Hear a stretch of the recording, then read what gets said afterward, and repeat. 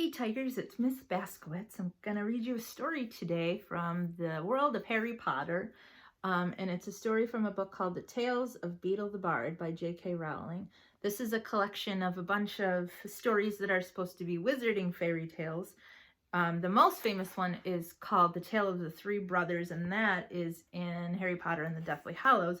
But today I'm going to read you my favorite one, which is called The Fountain of Fair Fortune. The Fountain of Fair Fortune. High on a hill, just kidding. High on a hill, in an enchanted garden, enclosed by tall walls and protected by strong magic, flowed the Fountain of Fair Fortune. Once a year, between the hours of sunrise and sunset, on the longest day, a single unfortunate was given the chance to fight their way to the fountain, bathe in its waters, and receive fair fortune forevermore. On the appointed day, hundreds of people traveled from all over the kingdom to reach the garden walls before dawn. Male and female, rich and poor, young and old, of magical means and without. They gathered in the darkness, each hoping that they would be the one to gain entrance to the garden. 3 witches, each with her burden of woe, met on the outskirts of the crowd and told one another their sorrows as they waited for sunrise. The first, by name Asha, was sick of a malady no healer could cure. She hoped that the fountain would banish her symptoms and grant her a long and happy life. The second, by name Altheda, had been robbed of her home, her gold, and her wand by an evil sorcerer. She hoped that the fountain might relieve her of her powerlessness and poverty. The third, by name Amada, had been deserted by a man whom she loved dearly, and she thought her heart would never mend. She hoped that the fountain would relieve her of her grief and longing.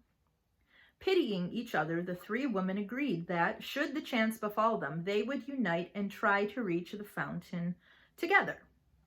The sky was rent with the first ray of sun, and a chink in the wall opened. The crowd surged forward, each of them shrieking their claim for the fountain's benison. Creepers from the garden beyond snaked through the pressing mass and twisted themselves around the first witch, Asha. She grasped the wrist of the second witch, Altheda, who seized tight upon the robes of the third witch, Amada. And Amada became caught upon the armor of a dismal-looking knight who was seated on a bone-thin horse.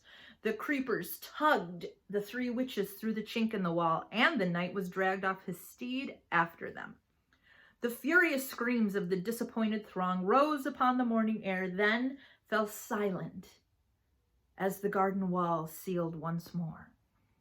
Asha and Altheda were angry with Amada, who had accidentally brought along the knight. "Only one can bathe in the fountain. It will be hard enough to decide which of us it will be, without adding another." Now Sir Luckless, as the knight was known in the land outside the wall, observed that these were witches, and having no magic, nor any great skill at jousting or dueling with swords or anything that distinguished the non-magical man, was sure that he had no hope of beating the 3 women to the fountain. He therefore declared his intention of withdrawing outside the walls again. At this, Amada became angry too. "Faint heart," she chided him, "draw your sword, knight, and help us reach our goal." And so the 3 witches and the forlorn knight ventured forth into the enchanted garden, where rare herbs, fruit, and flowers grew in abundance on either side of the sunlit paths.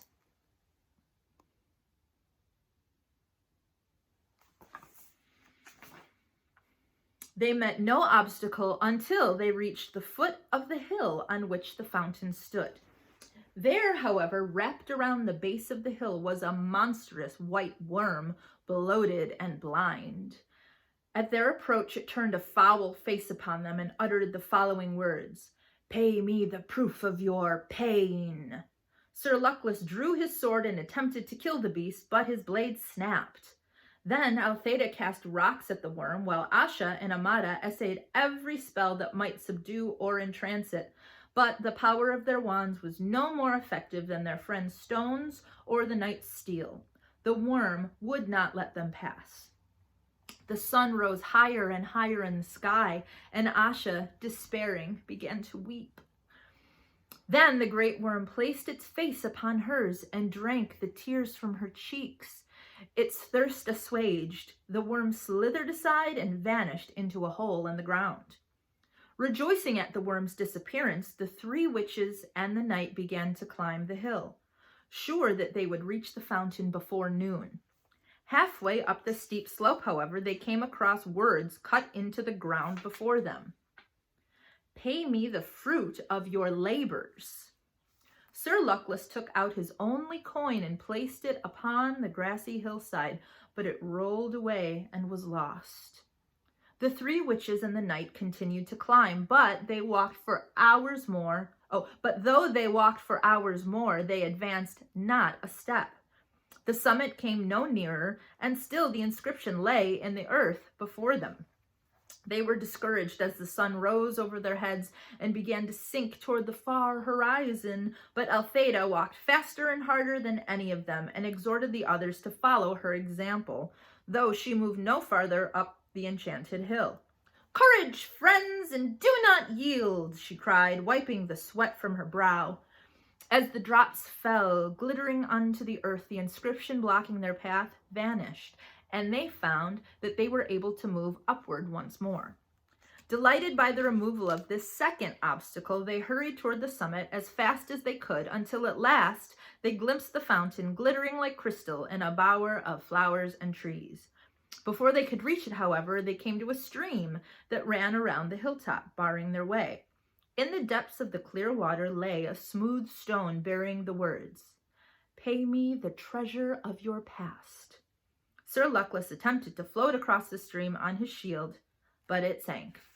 The three witches pulled him from the water, then tried to leap the brook themselves, but it would not let them cross, and all the while the sun was sinking lower in the sky. So they fell to pondering the meaning of the stone's message, and Amada was the first to understand. Taking her wand, she drew from her mind all the memories of happy times she had spent with her vanished love, and dropped them into the rushing waters. The stream swept them away, and stepping stones appeared, and the three witches and the knight were able to pass at last onto the summit of the hill. The fountain shimmered before them, set amidst herbs and flowers rarer and more beautiful than any they had yet seen. The sky burned ruby, and it was time to decide which of them would bathe. Before they could make their decision, however, frail Asha fell to the ground.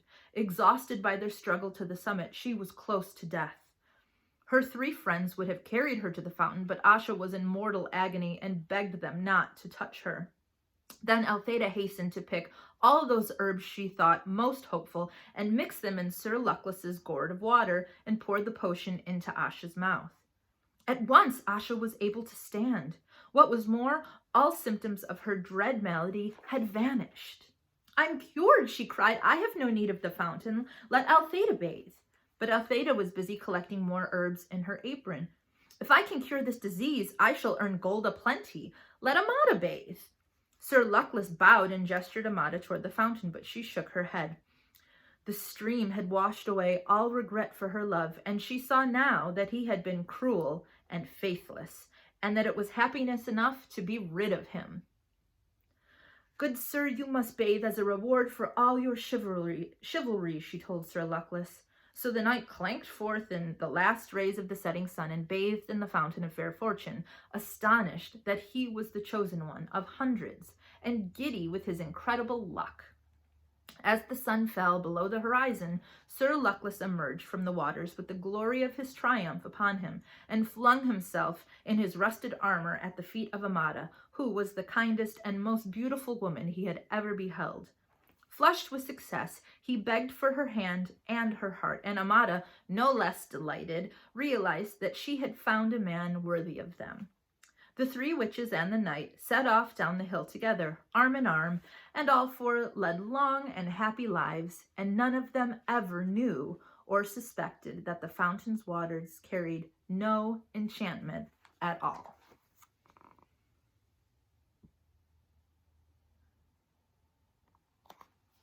What do you think the moral of the story is, Tigers? Leave it in the comments here. And don't forget to go to join on to our Google Classrooms. Me, Mrs. Bodick, Mr. Vogt, and Mr. Turek, and Mr. Paris. We all have one, so we hope to see you on our Google Classroom soon, okay? Mwah, I miss you. Mwah, I love you. Take care of yourselves. Brush your teeth. Go to bed on time. Listen to your parents, okay? Mwah. I'll see you soon.